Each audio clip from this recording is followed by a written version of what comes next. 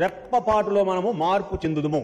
క్షయమైపోయేటువంటి ఈ శరీరము అక్షయతను ధరించుకొనవలసి ఉన్నది. మర్త్యమైనది శరీరము అమర్త్యతను ధరించుకొనవలసి ఉన్నది. నా రక్షణ అతనికి చూపించదను. ఈ విషయమా యేసుప్రభువు వారు అంతము వరకు సహించిన వాడెవడో వాడే రక్షించబడును అని రాయబడును.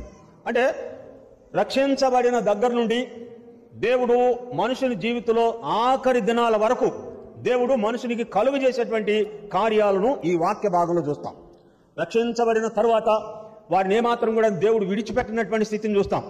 రక్షణ పొందాము, ఇక మాకు ఏ ఇబ్బంది లేదనుకున్నటువంటి మనసు మనుషుడు కలిగి ఉన్నా, మనుషుడు పొందినటువంటి రక్షణ మనుషుడు మధ్యలో పోగొట్టుకుంటాడు అని ఎరిగినటువంటి దేవుడు విడువక మనుషుని వెంబడిస్తూ ఉన్నటువంటి జీవితం మనుషుని జీవితంలో చూస్తాం.